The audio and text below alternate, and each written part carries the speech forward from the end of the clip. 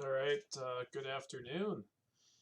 As promised in the title, if the title has been updated, we're gonna look at a couple of different positions. I played in my first IRL real life tournament in about a year and a half last weekend. So like 9 or 10 days ago, not like just the past weekend, but like 9 or 10 days ago. Hi, Scott. And so I played in a real life tournament, and so I played a bunch of games, and I figured since they were instructive, I would look at a couple different positions that I think really illustrate. They illustrate a lot of the points that I was going through on like previous Twitches when I was doing like the sort of like PowerPoint followed by one position in Quackle. And this is going to be a good exercise because this tournament was actually only 6 games long, and yet despite that I already had multiple positions that sort of fit the bill with like various high level concepts that I talked about on my Twitch in the last 4 months or so. And so if you look at my games, this is literally in a 6 game stretch. And so if all these positions that are important and that I think a lot of people get wrong and happen in 6 games, you can see how you can improve your game by just going through my PowerPoints and my YouTube videos, which have the VODs.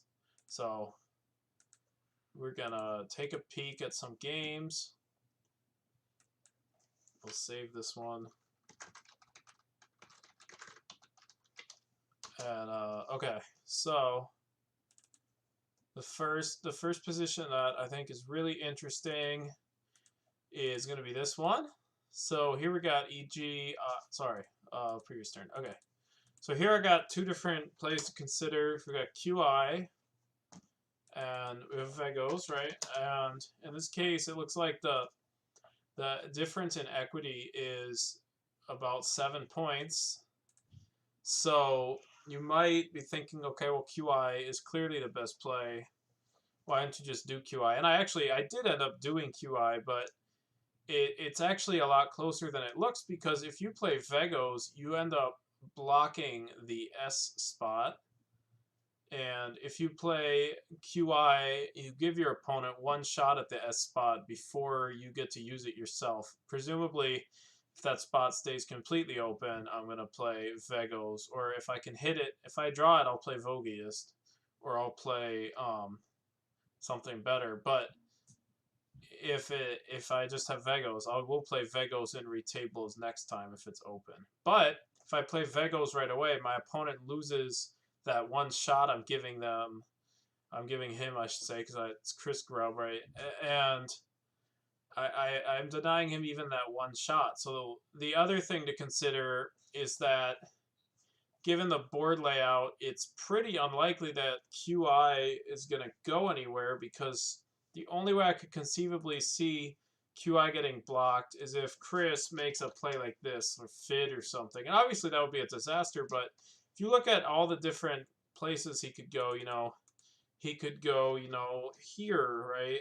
With something like that. Or he could go over here. Or if I play Vegos, right, he could go and make a parallel play like Zoe and Zoe, and he can do all these different things, and those all don't block QI, which means it's very unlikely that QI is going to go anywhere, and so it's a pretty safe plan. And of course, it's just the floor in this case. I could end up hitting a better Q play. I could end up even hitting a bingo. They're not very likely, but I could.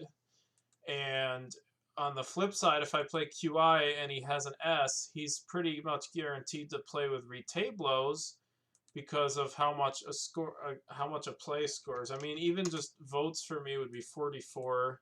If I just play Vogs, that's 36, and then for him, it's the same thing where he would be blocking me from using it. So all of those things combined, I do still think that QI is a better play. But despite the equity difference, I think it's a close call. And I ended up choosing QI because I was a little bit scared of not being able to use the spot, combined with the fact that I was fishing for Vogiest, which I end up hitting, but it gets blocked. And also, I just thought that the Retablos plays weren't quite enough for me to care, but I think it's a close call. Whereas if these two were the same equity value, I actually think that um, Vegos, if they were a point or two closer in equity, even though the leave is obviously pretty bad when you're keeping just like almost like a naked Q without you, I think it would actually be a better play because you can hit this as a backup. So I think the concepts here are the sort of logical construct of like how likely is it that QI gets blocked, because if QI literally never gets blocked, my average score on my next play has to be at least 42 because QI is the floor, or at least my average equity, right? So if QI is the floor and it's 42, then it's perfectly okay to keep something like that, even though it's like on face value, if you were just thinking about the Q, like the naked Q without a U, it would look pretty bad. But in this specific case, since that QI spot for 42 is sitting there, it's really not nearly as bad to keep that Q without U. So that's going to be the major concept for this turn. I mean, I actually think that QI is a better play looking back at it, and I did it, but I do think that it's a close call. It's probably closer than a lot of people would think it is, and I think Vegos, if I did it, would have only been a small mistake. So that's going to be the first turn. And then the second turn I want to talk to people about is going to be this turn where I play Vade. So here we are up 30 points, and if we play Vade, we are going to be up 66. But I think that the best play is actually going to be Navis here, and you might be thinking that Navis opens up the board and there's two blanks unseen. And here's the thing, like it actually does open up the board. That's obviously an objectively true statement. Like it does open up the board. He can make a bingo ending in the N that's there or the A that's there. But the big thing to notice here is that Navis scores 9 more points. And 9 is actually, we're hitting the cusp. When I play Vade, I take a 66-point lead. And if I play Navis, I'm taking a 45-point lead. And we're sort of hitting the cusp of where if he bingos after Navis, he's still not going to have quite enough points to win. And I'm going to be a heavy favorite. And when you're right around 70 points ahead, that's where the cutoff really starts to show itself. Because if your opponent bingos for 80 and you're up 70, then being behind 10 points and up a tempo, you're probably only a slight favorite. But if the score is even and you're up a tempo, you're going to be a huge favorite. And so even though Navis uses the S, it's a better play because it, on the margin, those 9 points that put me up 75 instead of 66 are going to be a big deal because they put Chris to the cusp of where he might even need 2 bingos to win, or a bingo and a big play. Does that make sense? I would like some. I would definitely appreciate seeing some comments. If you could comment, yeah, it makes a lot of sense. And another thing is this also applies in a close game because if you're up like. Sorry, if the score's even and you're up a tempo and in a close game where bingos aren't going to happen, you're actually a massive favorite because that one tempo is worth about 30 points, right? The extra turn you get. If you end up getting the extra turn in the end game, it's like, and a turn is worth like 30 points when you average sort of the pre-end game plays and then the sort of end game is a little lower scoring, and you account for the fact that bingos aren't happening because that's what I said already, and so we're assuming that, then those points are a big deal because you're going to average that many extra points. Well, it's kind of hard to come back. So if you're, say, down like 10 to 15 and up a tempo, it's going to be like a crapshoot. But if you're up, if you're up, sorry, if it's even scored and you're up a tempo, you're going to end up being a massive favorite because of the extra tempo. And this is not at all linear. I mean, it's going to be a sort of a curve that tails off, because obviously if I'm up 100 points, I'm very likely to win. If I'm up 200 points, I'm also very likely to win. And it might only be a tenth of a percentage point different. If I'm up 0 points, so if it's an even score, this could be a 30-point per play board. There's a bingo lane. This specific one, there's a bingo lane. There's the D. There's 6-letter words that end in an S. It might be slightly less than 30, but I don't think it's actually that much worse. And I mean, if I sim these two plays and I look in the details, it's actually saying more than 30. It's saying after Navis 45 and after Vade 36. The very existence of the bingo lane is what makes it a 30-point play. Because what you probably have in your head is the non-bingos aren't going to average 30, but bingos are likely enough. There's 2 blanks unseen, and bingos are likely enough that that'll push it over the edge, because the bingos will all be like 70 or 80. So yeah, and in this case, it looks like about 5 or 6 points better to play Navis, and again, it's because on the margin we've managed to hit an important threshold where it's a big deal to get those extra couple points. If we were ahead like 100 points, then those extra couple points wouldn't matter as much, because we're already so likely to win that it's going to be more about minimizing disasters. And a play like Navis wouldn't work because it's a lot easier for Chris to get 2 bingos down. But given the exact score, a play like Navis is going to work, because if Chris gets a bingo, he's still going to probably need another bingo to win, because he'll be either even score down a tempo, or maybe down a few points and down a tempo. And even though the score's close there, it's a disaster to be down a tempo in a game like this. So that's another position. And then, let's see. I guess we can quickly look at these positions. Here my options are to play Yang or Vanda. And I end up missing Yang and playing Ya, but it's not the right play. I end up playing over here because I thought leaving 2 lanes open would work. Quackle doesn't like it though. I'm not yet sure why. So, hi Churro, thank you for coming. I'm not yet sure why, so I'm not going to continue to push the issue here.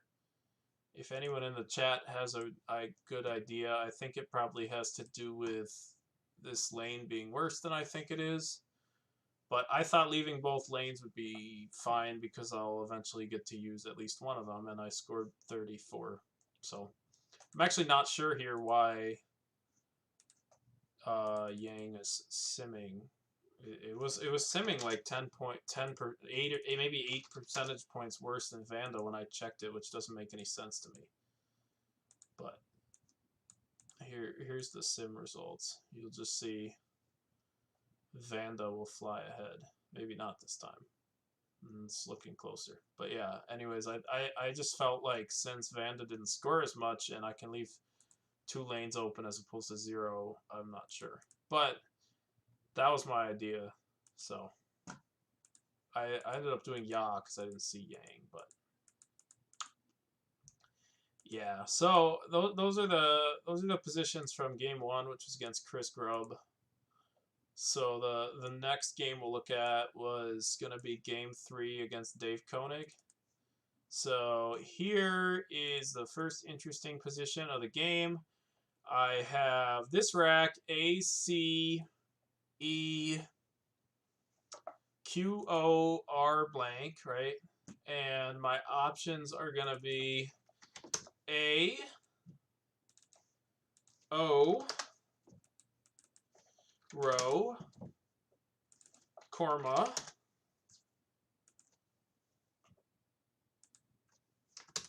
and exchange Q. And then maybe a couple other exchanges, like I also considered exchange QO. And yeah, it was against Koenig. Yep. And Yeah, so I have all these different options, and if you think that I automatically defaulted to Korma because it uses a blank, you'd be wrong. I ended up not doing it, and basically they all have different pros and cons. Like Korma scores the best, and it's the only play that gets rid of the Q. That's not an exchange. And the obvious downside is it uses the blank, but it actually scores enough that it's worth considering because, well, it scores 34. That's actually the best scoring play, I believe, total, even if I use the blank for anything. Exchanging obviously keeps the best leave because it doesn't keep the Q and it keeps the blank, but exchanging obviously scores 0, which is not a good thing. So then the other 3 moves to consider are going to be row, O, and A. And row has the advantage of scoring an extra point, and it's going to be slightly harder to make a play down this like J line, because if you see row, it's going to be harder because you have to hook an E to the R to get a lot of the premium parallels, right? Obviously, you know, Koenig could still get something like hers here, right? And that's obviously a good score, but it's a lot harder than without it, because without it you could play something like, I don't know, FES, which is going to be like 40 points, even though it's pretty simple looking. And so row has that advantage, and the big disadvantage to row is going to be that just that the leave isn't nearly as good.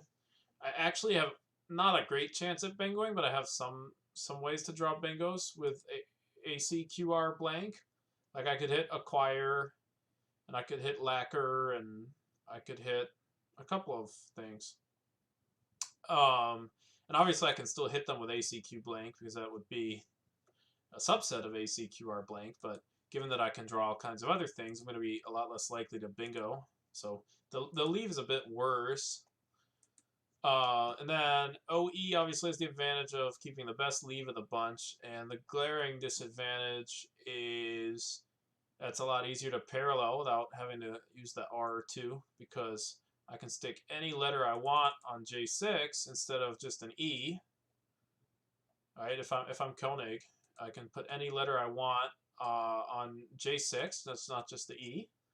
And then AE has a much worse leave, but it has the interesting effect where I can, as a backup play, if this side of the board stays open, which I think is actually a decently likely thing, because a lot of the time, or some of the time at least, Dave Koenig is going to do a bingo with hooking Zols. And sometimes his best play is going to be a parallel play over here, right?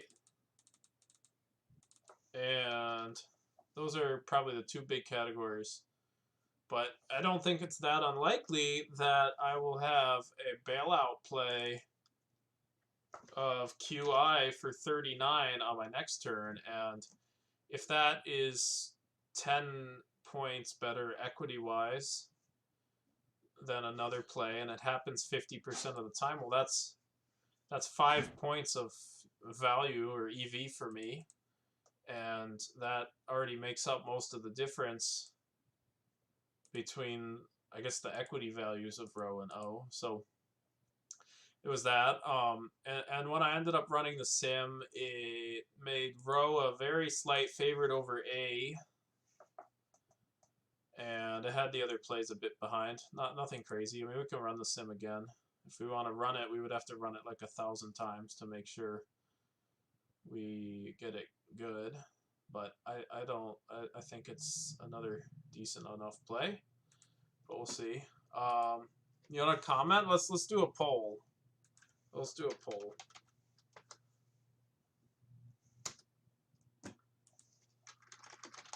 Let's be more interactive.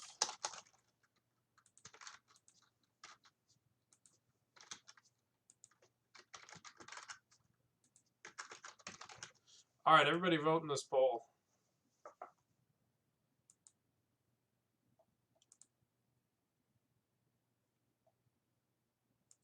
I think giving a do-over row is probably a tiny bit better than A. So that'll be my choice.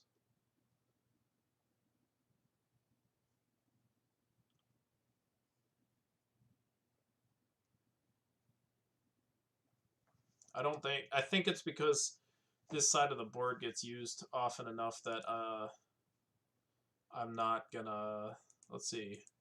Who put exchange? I'm curious what your reasoning is. I don't think exchanging is terrible.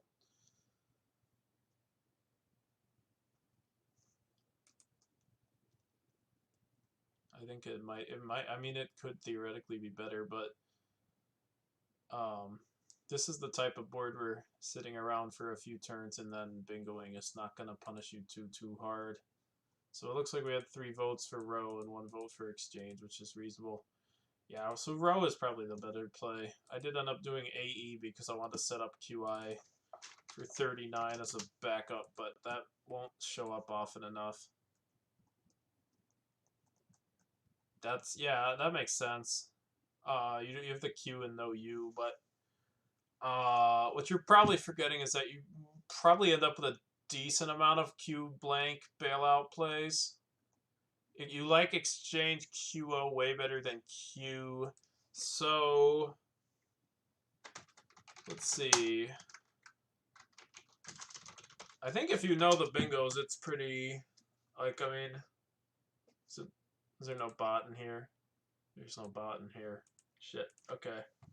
I'll just look it up on my phone. If you know the bingos, ACEOR blank should get you a bingo almost 100% of the time. I mean, there's 117 different choices. You pretty much hit as long as you don't hit the like Q or Z, I think. And the Q, obviously, you're exchanging. The Z's on the board. I think there's a 100% chance of you at least drawing a bingo. Whether or not it plays is different. That's why Quackle prefers keeping the O. There's slightly more room for something to go wrong. And I think pretty much every bingo, or you'll at least have some sort of bingo. I don't know. Some won't play. Like if you draw the A, you won't immediately have a spot. But yeah, a lot of the 5-tile leaves, or a lot of the 6-tile leaves, it's like they're very binary. Like you either can hit a bingo a lot. Like a lot of the values of the leaves are based on if you can hit bingos, and since you have a 100% chance of hitting a bingo here, do you? Yeah, I think you have a 100% chance of hitting a bingo. I'm looking on my phone. Yeah, you have a 100% chance of hitting a bingo as long as you can see them and they play. Because you don't hit with the Q, which you're exchanging, and you're not going to draw, and you don't hit with the Z, which is already on the board. So you do have a 100% chance of at least drawing a bingo here. There are a couple weird ones, like if you draw the O, you need to have a spot for Corone. And that's not gonna, that obviously it plays in the moment, but that's also if you exchange, the spot is pretty likely to get used because even a play like ANE is like 30 something points. It's 34, like it's pretty easy to get used.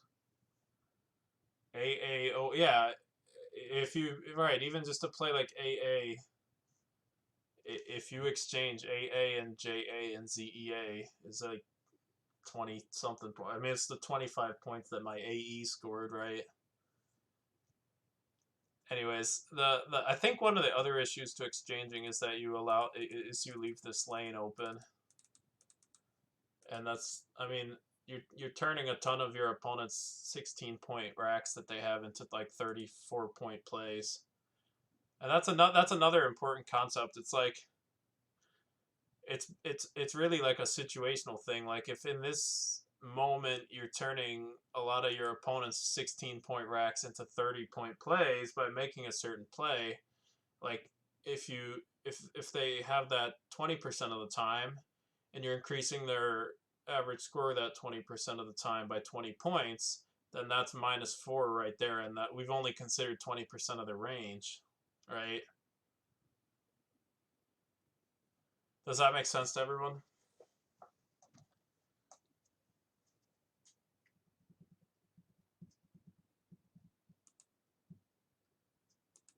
Yeah. So anyways, the sim is going to end up preferring row, and I think that's correct because it's a lot more defensive. But my idea for AE probably salvaged it a little bit, although it's still not the right play. I think row is better. So yeah. Anyways, I end up making a mistake here. So the next interesting position, I missed a bingo here because I suck. So we got this one where this probably isn't interesting. I probably should just play Yo here. So here's another interesting one. Yeah, this one's a cool one. Do you want the link? This is not on cross tables. This is just sitting on my Quackle. What do you want the link to, Scott?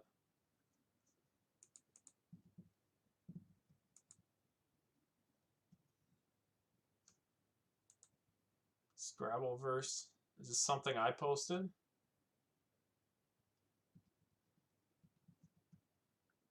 I'm not logged into Scrabbleverse on this computer. Can you tell me what was the subject of that post? Is this something I posted?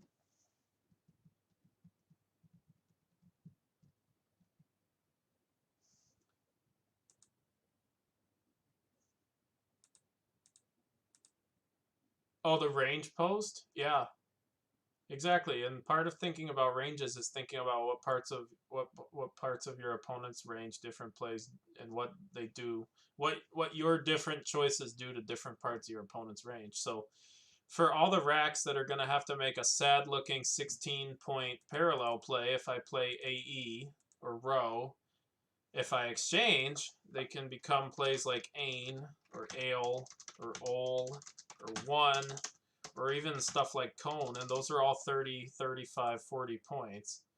And then what was the second one? It looks like you linked two different ones. The Truth Main. It looks. What was the other one?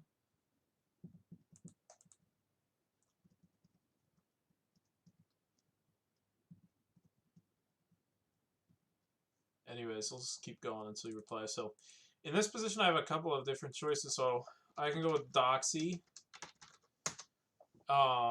which is 35 and basically sit. Yeah. Oh yeah, the game tree. So the game tree is obviously not going to be super important there because it's like I made a play that's like it just dumps the J. I could do that with all kinds of stuff. He made a play where it's like he can have all kinds of stuff. I mean, the only thing that it really rules out is an S because most of the time, if he has an S, Zoes is so many more points, right? So I don't. I guess I can be slightly less worried about him bingoing because he doesn't. He probably didn't have an S, but it doesn't matter that much. That's not really the issue. I mean, if I were considering blocking Zoles, I would be less likely to because he doesn't have an S as often. But none of the plays even do that. So in this position, the game tree is not going to be that important, but obviously it is important in general. So yeah, my options are Doxy, which is not a bingo, obviously, and so it doesn't score as much. I could play something here, which we'll just pick Endorse since it's the best scoring, and Doorized because I think that's probably the most defensive of the 77 pointers. And then I ended up going with Foresight because, well, I'll explain my reasoning. But anyways, when I simmed them, Foresight came up on top. We'll see. We'll see if it still happens here. But basically, there's different pros and cons. Obviously, yeah. No, it's a good post. Thank you. I think it's really instructive. It really helps you find your opponent's range, and obviously you have to think about your own range too. And any move you played since your last bingo is going to help figure out part of your range because obviously as soon as you bingo your rack is just gonna be 7 of the random tiles that were in the bag. But obviously before that, yeah, range help. So yeah, I mean, let's just think about Koenig's range here. I mean, we might as well. It's range finding is important, and this time, well, this time Foresight's coming out a bit worse, but we'll see.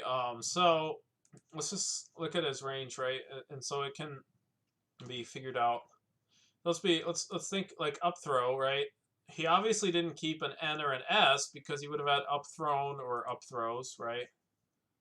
And then are there other tiles we can rule out? And basically the way we do this is there a better play if he had that other tile? And I think in this case the answer is no. I'm not sure. Like if, let's say we give him an I, is wit a better play? I guess it is. So since wit is a better play than up throw, we know he didn't keep an I, right? Now let's give him an O.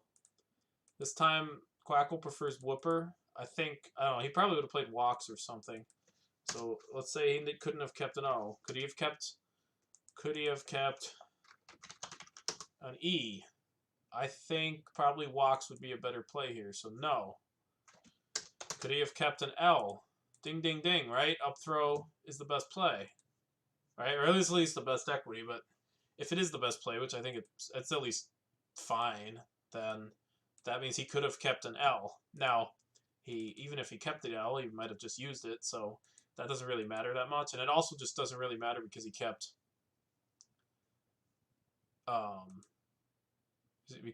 well, he played 6 tiles off, so his range of things we can figure out and not just, random tiles in the bag is just going to be 1 tile. So now it's Vinyl. Well, could he have kept an E?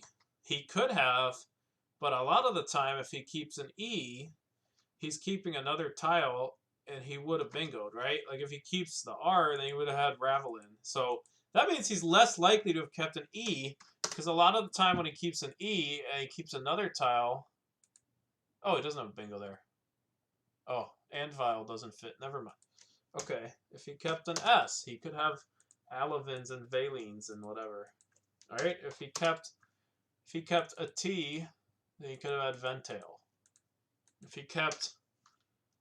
let's see, we could just go through the letters, right? If he kept an A, he would have played something else. He would have played Vinial because he didn't want to keep 2 vowels. So when we're trying to figure out what Koenig could have kept, we're basically thinking about all kinds of different racks he could have had, and if you can see a better play, I mean, Dave Koenig's a pretty good player, right? So we're probably not going to assume he's going to make too many crazy mistakes because he's a good player. So we're going to assume he knows a word like Vinial, and you're going to notice that if he plays Vinyl, it both scores less and he keeps 2 vowels instead of 1. So he's not going to do that.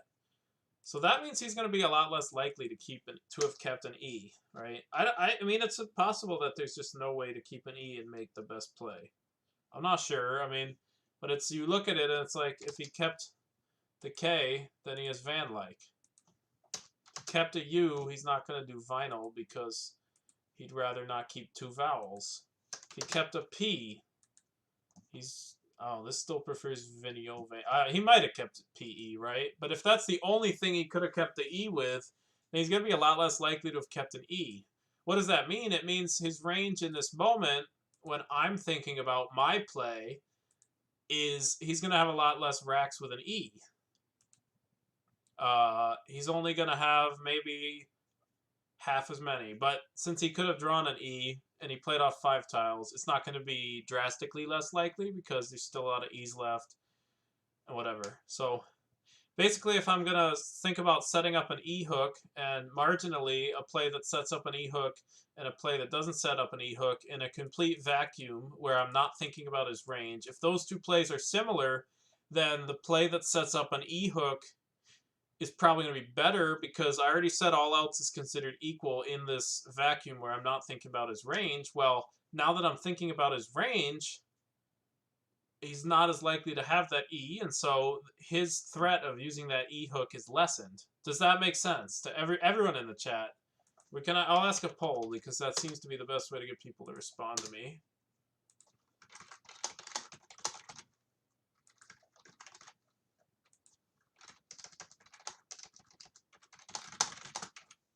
Okay, just answer the poll so that I can see, make sure.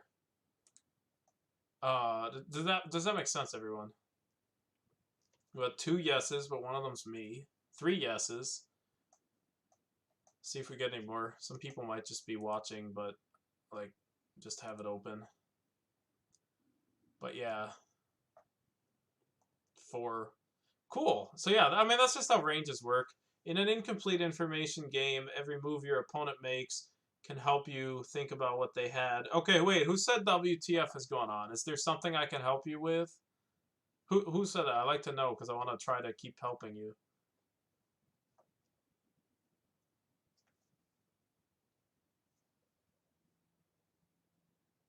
I mean, I really would like to help you if, I mean, yeah. You're not stupid for that. Oh, okay. Okay, okay. So yeah, anyways, my options are going to be, for this turn, I don't have too much information about his range because he played off 5 tiles. So he's slightly less likely to have an E. He's probably slightly less likely to have an S. And this is a good rule of thumb is that your opponent is generally going to be more likely to have duplicates of the tiles they kept because duplicates are bad. So he's going to be more likely to have another N or another L or another, maybe another A, right? So my options are going to be something like Dorized, Doxy, which is not a bingo, but scores well. And I went with Foresight, and basically my reasoning for Foresight was that Dave is very likely to just make like a 2-tile play to the X like Pox or something right after I play Foresight. And if he does that, then basically we're sitting on a dead board. I'm up 20 or 30, depending on exactly what play he makes.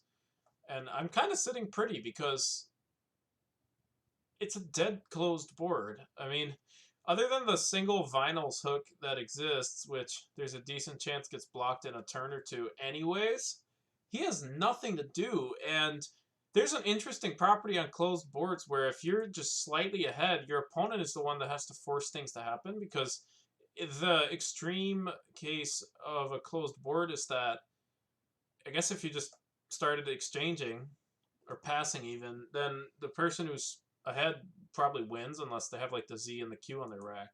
So your opponent will know that and they'll have to open up the board, even though opening up the board is going to give me first crack at whatever results. So that's why I went with Foresight, because I saw the resulting board.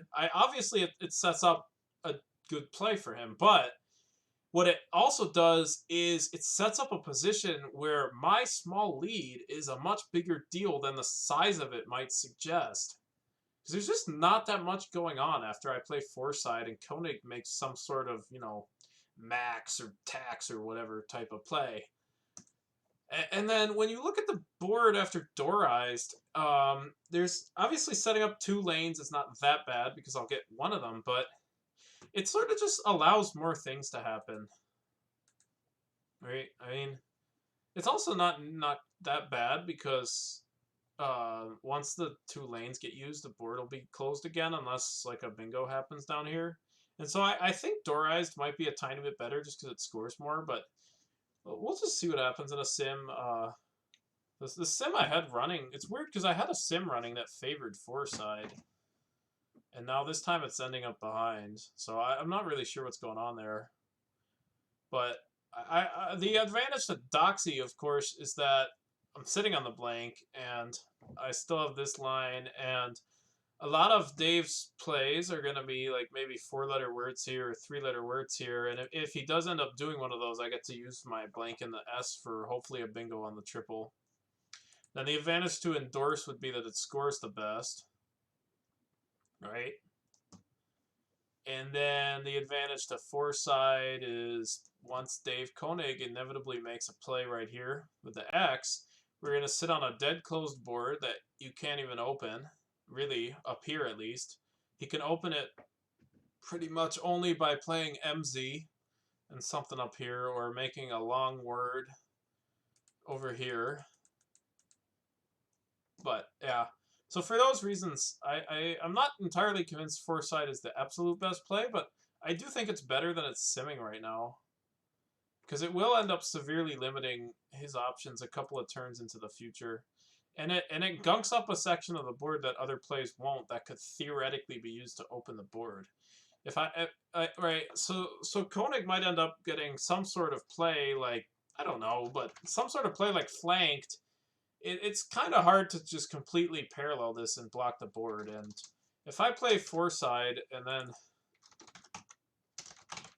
then he plays just some little word right here, then there's just nothing he can do over there. So that's why I went with four side. I'm not 100% convinced it's the best play. Obviously, it scores 9 points less than Endorse and 5 points less than some of these types of choices. But I ended up going with four side because I knew what the board would look like, and he does. He ends up, he told me his racket was this, and he ended up playing Taxi here. And then now, once we see the board over here, it's like completely dead, right? I play Keo, which is the obvious best play, and he plays Doug for 16. Then I play Gust. And now it's like, again, I'm not up as much as I would have been after a play like Endorse. But I'm also on a board where that lead's a bigger deal because this entire quadrant has sort of been blocked off. So this can't be used. The types of plays that play through the E are good ways to make an opening that I can't entirely block, whereas the type of plays that go under this Q are a lot harder to do that. And then he plays Aqua, which is one of the only ways to actually fork the board, right? So now we've got it where I'm provoking a 13-point play out of a rack that might have been used to make like a 30-point play on another board. That's part of my EV from playing four side. I know it's 3 moves into the future, but that doesn't matter. That's part of my EV. What are we talking about? K8. Yep. But then I'll have the X play. Yep, exactly. And the board will look similar. Right? I mean, I had Kex. Right? I have Kex right here with the rack I drew. Obviously, it doesn't really matter what rack I drew. It matters what I could draw. But I think there's at least a 70%. Maybe there's like a 90% chance. I don't know that I hit something with the X. I mean, I just have to draw any A, E, or O. Or even a blank. I mean, it might be worth it with the blank. Then, yeah. So, then, obviously here, but at this point I have the blank. Obviously not guaranteed to happen, but you'll notice that I had to do all that. If I don't have the blank, well, I could even do something. I could try to block. I mean, I have options. I can try to block in such a way that he basically gets one shot. All right. And so this is all a result of foresight and the fact that he couldn't make a board opening play. And this is also a recursion thing because if I don't play foresight, he could easily have 5 or 6 turns to get a really good like board opening play that I can't block, and then at that point he'll be able to make all kinds of bingos. So that's why I played foresight. I'm not entirely convinced it's best, but I do think it's at least a good play. All right, so those are all the plays from my game against Koenig that I think are interesting enough to include on my Twitch. So let's look at round 4 against Alex Seaholm. The first interesting one is Atomies. Here we have Atomies.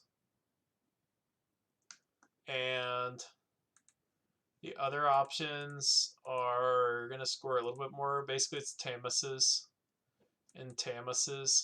And, well, the interesting thing here is I think Jab, the play Alec made, which is Jab, creates a pretty interesting range finding exercise. Now, I want some comments here, but before we talk about it, what do we think is in Alex's range? And remember, since he only played off 2 tiles, thinking about his range is going to be more important because it's going to be less random. He's only drawing 2 random tiles. So, all right, here's the exercise, and I want everyone in the chat to try to participate if they can. Pick a 5-tile rack that you think that Alec could have kept and made Jab as the best play. And remember, Alec is a good player, so let's assume he's not going to miss anything. So yeah. And I think my sense of his range is going to be slightly different than yours. Because, yeah. Anyways, if you can, please pick a rack. So B, S, yeah, those would work. Those could work, right? Obviously the B because it's a duplicate, and you would want to get rid of duplicates. ACHBV, well, I think the issue there is that he could play jab as a parallel, right? At the very least, he could play jab as a parallel if he kept it. In this case, he has Baji too. But at the very least, he has the parallel jab. Oh, okay. Well, JA is a word. So he's not going to have kept an I either, because then he would have jib for 22 more points, right?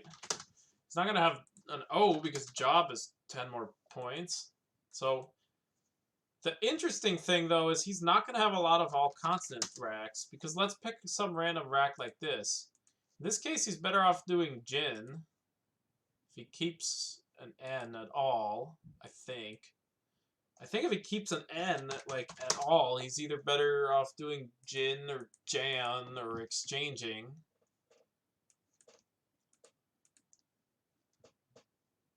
BSKEN. So, in this case, he would probably do Jinx.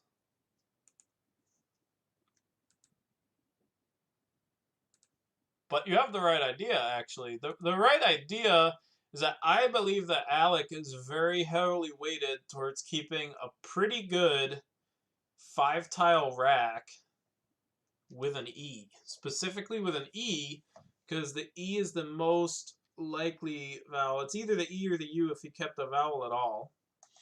The E does not create a guaranteed... the E does not create a guaranteed parallel play that's better. And if he kept all consonants, we can sort of try to iterate through some stuff, but he's often going to be better off exchanging, right? And we can pick different ones. We can pick one with the S, but he's still better off exchanging. On the other hand, let's create some. Let's say he kept TREND, trend, right? There you go. Jab is the #1 play. Let's give him an S instead. I think, yeah, still the best play. Let's give him an L. Jin. But I don't think jab is crazy. I think he might have done it. Benj. Maybe. I don't know. But the fact that I'm so easily able to come up with all kinds of racks where jab is either best or it's a close call, where he's keeping an E and then a bunch of other consonants. Whereas when I was trying to come up with a 5-consonant rack, I can barely find one. Like maybe this, maybe, but Jin is probably better just because just because 5 consonants is kind of hairy, right? So it's like the fact that I'm able to come up with so many different racks in his range, where this 12-point play is correct with the specific criteria being having an E and then a couple other consonants. Well, it kind of implies that he's going to have a ton of those in his range and not too many of the other ones, since I have to force it and come up with very specific ones. So, yeah. So, I think his range is heavily based on these types of plays. And you know what would be an absolute disaster for his range in that spot? Well, would be setting up an S like this to let him play through. Is he often have an S? I think he could. I don't think he's overwhelmingly likely to. I think there's at least a 99% chance he kept an E, though. I think sometimes he has an S, because if he doesn't have an S, it's probably you're gonna get to situations where you're better off exchanging. Basically, Yeah, so basically the floor of his leave value, if we want to think of this in mathematical terms, the floor of his leave value after jab is negative 12 because at the very least, he could exchange 7. I don't know what he has, but I know he could theoretically exchange 7. Exchange 7 always has an equity value of 0, right? So your equity floor, if there's at least 7 in the bag, is always 0. So that's going to cut out a lot of his leaves that don't have an S, right? So that's why he's probably more likely to have an S. So, anyways, that's why Tamas's is an absolute fucking disaster. Because for his range, that S is absolute gold. And at the same time, for his range, Atomi's is kind of a disaster. It's not as bad. I mean, he's probably going to have plays like... He's probably going to be able to play something like Tend here off of Atomi's sometimes. Maybe even a lot of the time. But it's a lot better than giving him an S to float his near bingo rack through. I mean, I think you can come up with like not great leaves where he would still play jab, I think. But again, you'd probably have to force them pretty hard. I mean, I don't know. Like, I mean, jab at least isn't crazy here. And like, I don't know. Oh, he's Jedi there. Yeah, that makes sense. I don't know. You could probably kind of try to come up with like not great racks, but he's actually like really heavily... His range is really heavily like exactly things like this or this or like just stuff like that where he's pretty close to a bingo but not super close. And Atomi's does way better there because that S floater is just going to be a disaster against his range there. Does that make sense to everyone?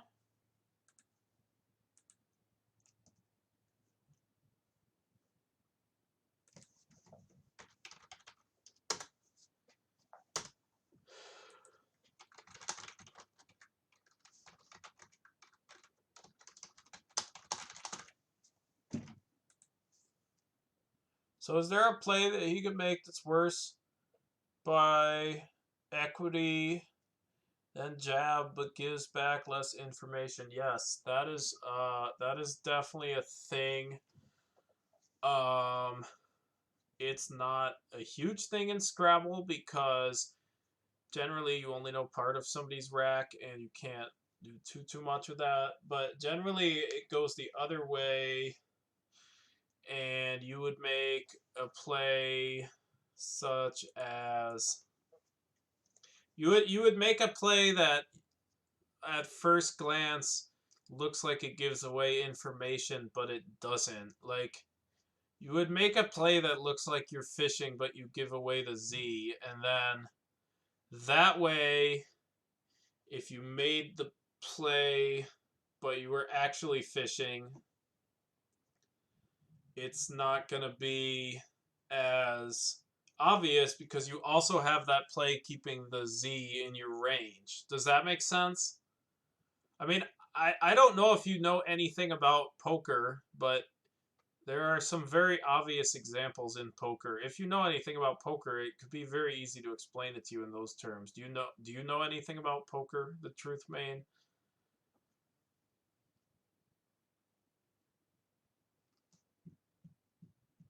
Yeah, so it's like in poker, if you bet only with good hands and check with bad hands, or if you call with decent hands, raise with good hands, and fold with bad hands, then you're giving away too much information. So you might also raise with like a flush draw to make it so that you're more likely to get called when you actually have the really good hand.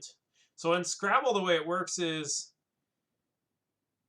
Oh, sorry. So in poker, if I'm looking from the perspective of like someone who raised, I know they could have a flush draw or like a really good hand, like a set or something. So I know I have to call a lot more often. Whereas otherwise, I can happily fold, right? So in Scrabble, it's like if I make a play that like at first glance looks like fishing, the best way to mix things up is to sometimes make that play keeping a Z. And basically, when you look at your entire range, like any rack you could have, you're going to pick the most marginal spots. And even if it's slightly worse equity or maybe value in a vacuum where you're not considering ranges, you're going to move some of the more marginal ones that keep the Z into the fishing looking plays. You're going to make the fishy looking plays with those. And that's going to have the effect of, well, the Z plays really well on a closed board. So if you keep the Z sometimes there, your opponent can't be super happy on a closed board because sometimes they'll be setting up your Z and turning your Z into a relatively better tile because you can have, and that's only because you can have the Z. If you can't have the Z there, your opponent can make blocking plays that work really well in stopping your range from scoring. Does that make sense, the truth main?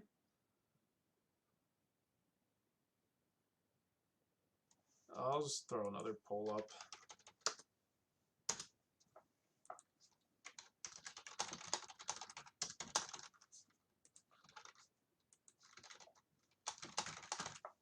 Yeah, so that's basically the best example I have. I think that makes sense.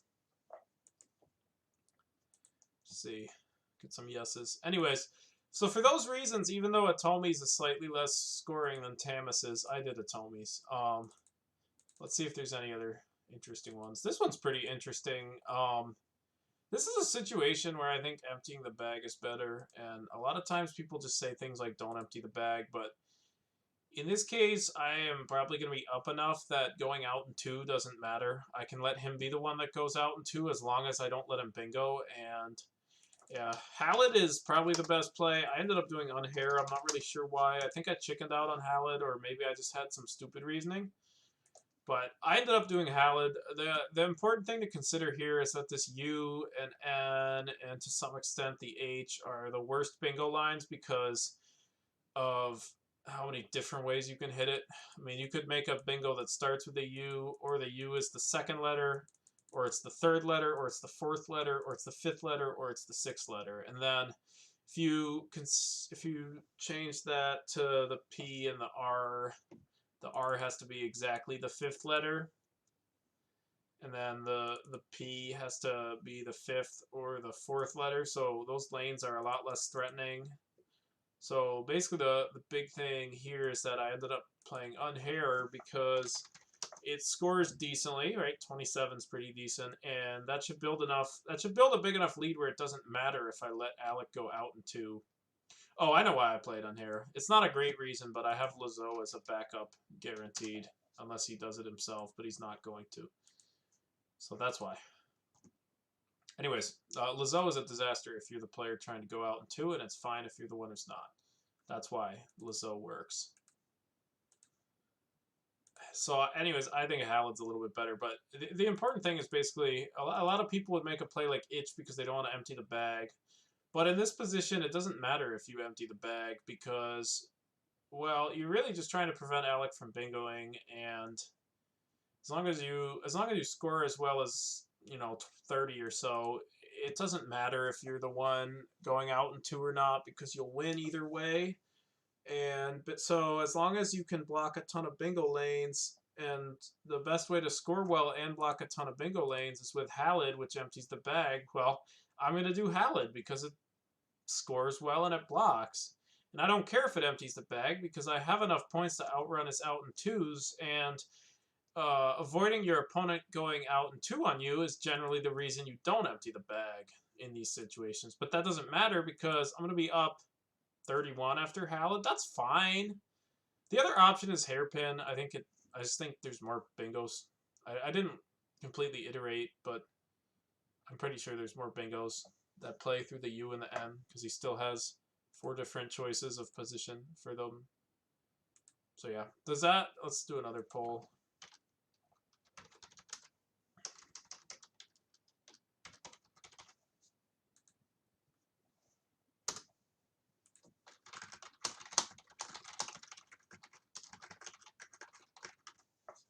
Let's do another poll to make sure this all makes sense for everyone. Cool. I'll get 1 yes, and then yeah, this is the type of situation where it doesn't actually matter that much if you empty the bag or not. Like obviously, if I can make a 40-point play that used off 2 tiles and didn't empty the bag, then that's also fine. It just doesn't really matter though in this case. So yeah, I think that's the last position. Let's see. Yeah, that's the last position for today. So obviously this was a slightly different format. I would need to find a collection of games, but I guess I'll do one more poll.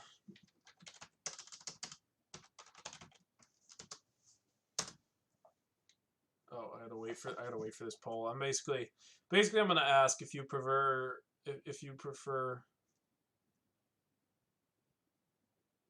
Okay, maybe we better. Yeah, that's probably good. It does stop my stream. You do have a point, Scott. Thank you. Okay, but I am actually gonna do a poll this time for a different thing.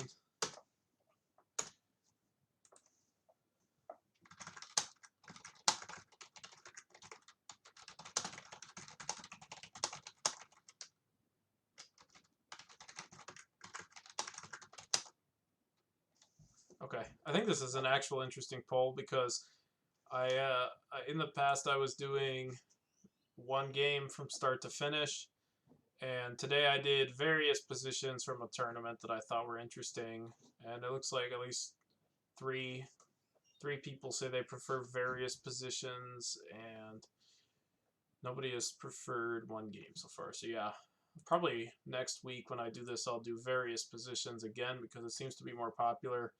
You can cut through a lot of the, okay, I did this because it's obvious, I did this because it's obvious, I did this because it's obvious. So yeah, I think I'll stick to doing various positions in the future to try to help people through. But yeah, anyways, that's it for today. Those are all the positions I found it like super interesting for my tournament last weekend. So I decided to show all of them, and yeah, so thank you for watching. I had a lot of fun doing this one because I got to quackle my games from last weekend, and I thought I played okay, but probably not as well as I could. And I hope everybody learned something. I did not win. Chris Grubb won. I finished second. Plug your charity tournament all you want, absolutely. No, I don't want people to know about Scrabble tournaments that are happening. No, of course, plug it. But yeah, those are all the positions I found interesting. So I ended up showing those.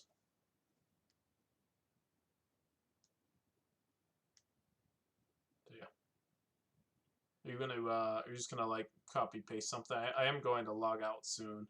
Okay, there we go. So yeah, there's the link.